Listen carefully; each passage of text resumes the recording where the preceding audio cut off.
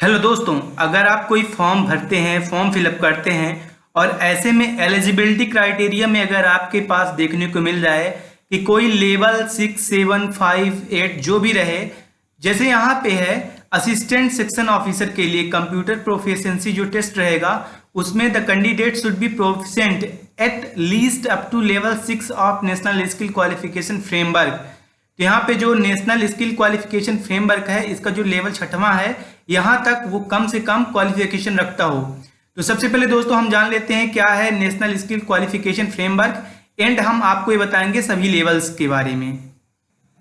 National skill qualification framework को certify करता है नेशनल स्किल डेवलपमेंट एजेंसी, जहां पे आपके पास वेरियस लेवल्स बताए गए हैं और ये सारा का सारा मेंशन किया गया है क्योंकि ये एक सीरीज है आपके लर्निंग की और आप कितना नॉलेज, स्किल एंड एप्टीट्यूड रखते हैं। तो ये सारा का सारा भारत का जो राजपत्र है इसमें प्रकाशित किया गया है। तो अब हम बिना टाइम वेस्ट किए पूरा जितना लेवल है 1 से लेके 8-10 तक हम उन सब की बात कर लेते हैं। अब दोस्तों अगर मान लीजिए कोई एग्जामिनेशन रहता है उसमें आपसे अपेक्षा की जाती है कि आपको स्तर 1 का नॉलेज होना चाहिए या 2 का होना चाहिए। तो यहाँ पे आप देखिए ये जो कॉलम्स हैं ये अपेक्षित प्रक्रिया है, पेशेवर ज्ञान है, पेशेवर कौशल है, महत्वपूर्ण कौशल है, उत्तरदायित्व है। तो मतलब लेवल 1 में ये आपसे ज्यादा उम्मीद नहीं करते, लाइक व्यक्तियों को वो प्रक्रिया शुरू करने के लिए तैयार करना जो नियमित आधार पर आवृत्ति मूलक हैं और जिनके लिए पूर्व में अभ्यास की जरूरत नहीं होती। यहाँ पे आपसे सामान्य व्यापार, सामान्य समझ की बात करता है, लेकिन आप यहीं पे आए लेवल 6 में, जो कि अभी ये जो रिक्रूटमेंट आई है ब्यूरो ऑफ इंडियन स्टैंडर्ड्स, इसमें लेवल 6 कंप्यूटर की मार्क किया है।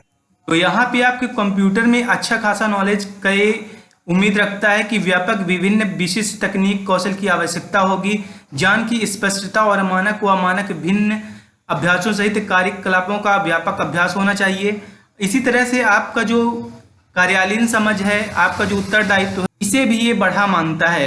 लाइक यहाँ पे कार्य अथवा अध्ययन के क्षेत्र में बड़े परिप्रेक्ष्यों में तथ्यात्मक और सैद्धांतिक आपको ज्ञान होना चाहिए। आपको स्वयं के प्रति उत्तरदायित्व और दूसरों के कार्य के प्रति भी आपको उत्तरदायित्व रहना रहेगा, आपको सुपरविजन करना आना चाहिए। लाइक इसी तरह से अगर आप अगले लेवल पे जाएं, यहाँ पे जो 10वां लेवल है, तो यहाँ पे आपसे अनुसंधान की वो अपेक्षा करता है।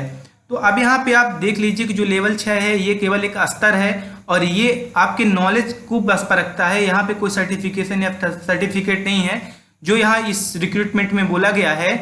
तो वो सिर्फ आपसे डिमांड करता है कि आपको वो प्रोफिशिएंसी आनी चाहिए एंड आप उस लेवल की नॉलेज रखने चाहिए। तो दोस्तों उम्मीद है कि मैं आपको एक्सप्लेन कर पाया हूँ कि अगर कभी एग्जाम में आपसे आता है कि नेशनल स्किल क्वालिफिकेशन फ्रेमवर्क के अनुसार आप लेवल 1, 2, 3, 4, 5, 6 से लेकर 10 तक जो भी रहे कौन से लेवल पे फॉल करते हैं, कौन सा ये डिमांड कर रहा है, आप इजीली शॉर्ट आउट कर पाएंगे। थैंक्स लॉट दोस्तों।